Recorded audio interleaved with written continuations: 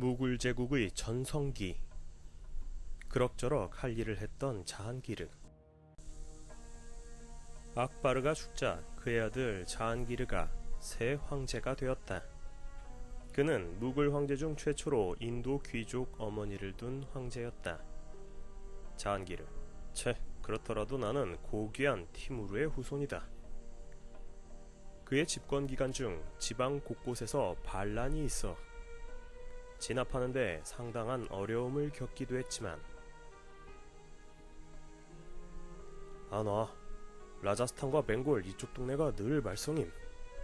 영토를 더욱 늘려 세계의 정복자라는 뜻의 자한기르라는 칭호를 얻는다. 하하하.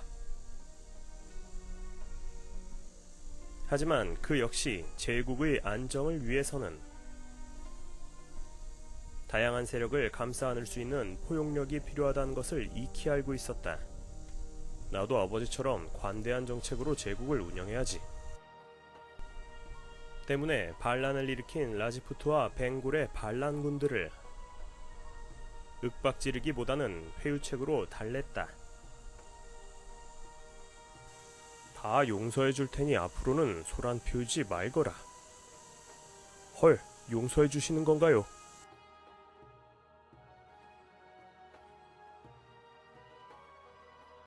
덕분에 틈만 나면 문제를 일으키던 라지푸트와 벵골 지역은 이 무렵 충직한 동반자로 다시 태어난다. 하지만 자한기르는 선대왕처럼 완벽한 인물은 아니었다. 서북쪽 아프간 지역을 끝내 잃어버렸고 술에 취하면 개가 되는 고약한 술버릇 또한 있었다.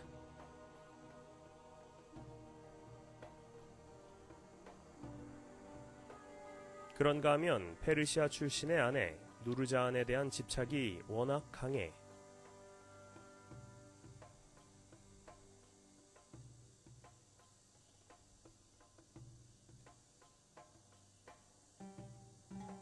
그의 집권 후반기에는 국정을 누르자한이 좌지우지하기도 하였다. 당의 측천무 원나라의 기왕후와 비슷했다고나 할까. 무굴 제국의 전성기 샤자한. 자한기르의 뒤를 이어 그의 아들 샤자한이 집권했다.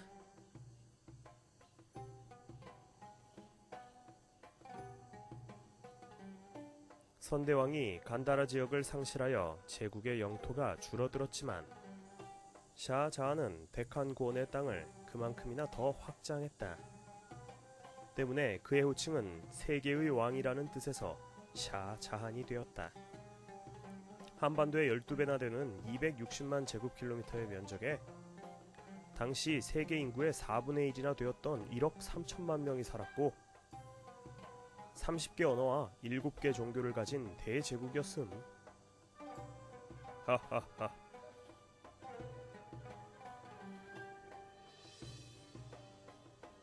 샤자한의 사자사냥 모습이다.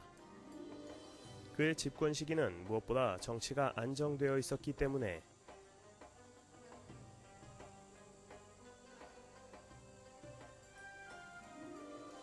상업과 수공업이 더불어서 발전할 수 있었다.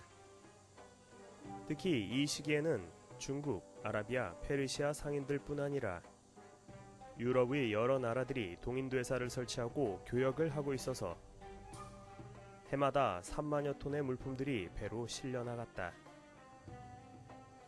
3만 톤의 화물이면 범선 800여 척에 실을 수 있는 정도인, 즉 일평균 2척 이상의 배가 물품을 싣고 갔던 것.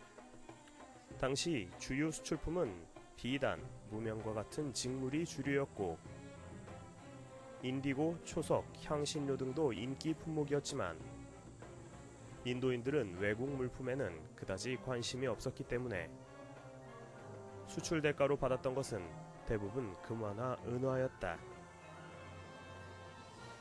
거기에 가끔씩 포도주를 수입할 뿐이었다. 유럽인들, 사드릴 건 많은데 당최 우리 물건은 사줄 생각을 안 하니. 어쨌든 무역으로 인해 인도에는 금화와 은화가 대거 유입되었고 덕분에 무역 중심지의 도시들은 더욱 번성할 수 있었다. 17세기 무굴 제국에만 20만 명이 넘는 도시가 9개나 있었는데 당시 유럽에는 콘스탄티노플, 나폴리, 파리, 런던 등 단 4곳밖에 없었지. 호화로운 귀족 문화와 가난한 백성들. 무굴 제국의 왕족과 귀족들은 튀르크인들로서 원래는 튀르크어를 사용했으나 페르시아 문화를 동경하게 되어 페르시아어를 공용어로 삼게 되었고 18세기 후반이 되면 페르시아어에 토착어가 섞여서 우르두어가 된다는 문학, 미술, 과학, 의학, 철학, 건축에 이르기까지 모두 페르시아의 것을 따르려 했기 때문에 마치 조선시대 양반들이 중국의 것을 따르려 했던 것처럼 페르시아 문화는 그야말로 무굴 귀족 문화를 대변하게 된다.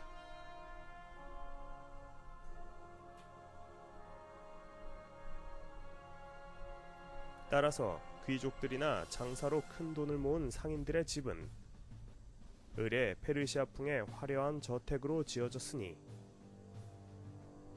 실내에는 화려한 그림과 도자기 등으로 장식되어 있었고 정원에는 과일나무와 분수를 배경으로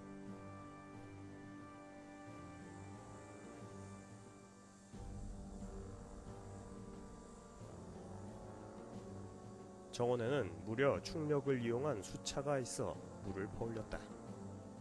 공작이 뛰어노는가 하면 낙타와 코끼리 등을 길렀으며 수백의 하인을 거느리고 있었다. 또 귀족들은 비단옷을 즐겨 입고 금이나 은으로 장식된 그릇을 사용했으며 여가 시간에는 폴로 경기를 즐기거나 코끼리를 타고 사냥을 하곤 했다.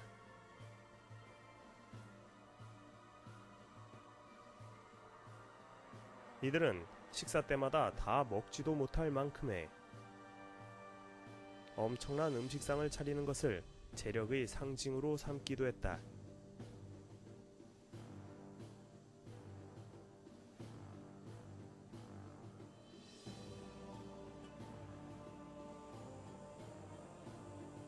하지만 그런 삶을 즐기는 이들은 극소수에 불과했고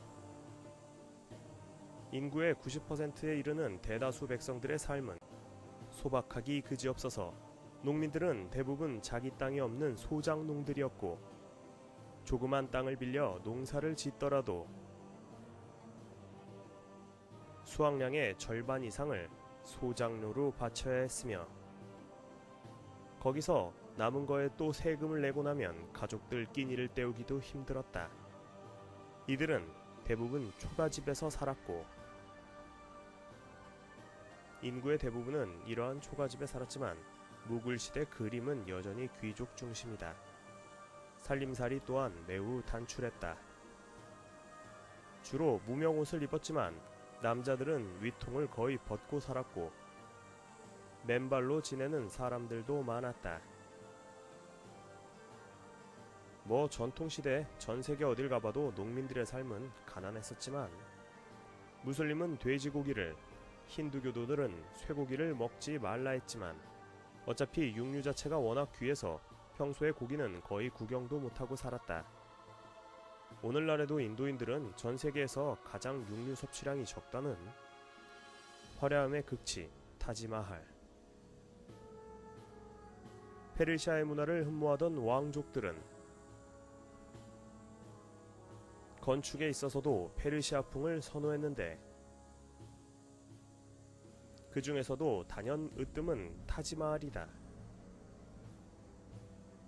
타지마할은 궁전의 왕관이라는 뜻이지만 사실은 궁전이 아니라 무덤이다.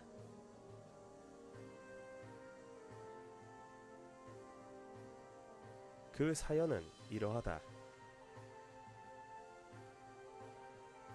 황제 샤자한은 16살의 소녀 뭄타즈 마할의 미모에 반해 그녀를 아내로 맞이하고 이후로 잠시도 떨어지려 하지 않았다.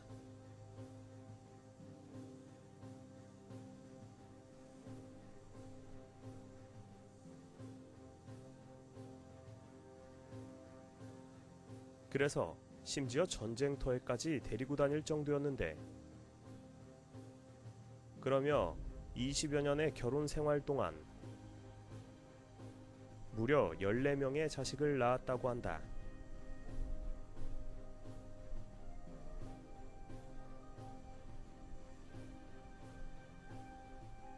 하지만 14번째 자식을 전쟁터에서 출산하다 그만 뭄타즈 마을이 죽고 말았고 황제는 이를 가슴 아파하며 타지 마을을 만들도록 했던 것이다.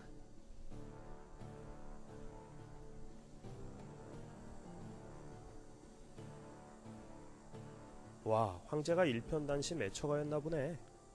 아니, 사실 샤자한에게는 후궁이 5,000명이나 있었다고 해.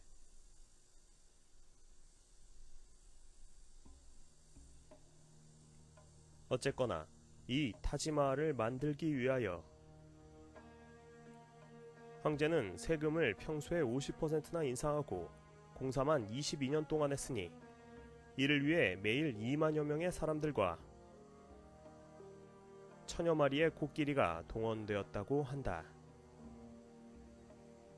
또 페르시아의 유명한 건축가들과 오스만의 소문난 장인들을 불러들이는가 하면 건물 외관을 흰 대리석으로 마감하고 천장에는 루비, 사파이어, 다이아몬드 등의 엄청난 보석들을 박을 정도로 사치를 했다. 지금은 보석들은 대부분 떼어졌지만 그러니 백성의 입장에서는 결코 아름답지만은 않았을 것이다.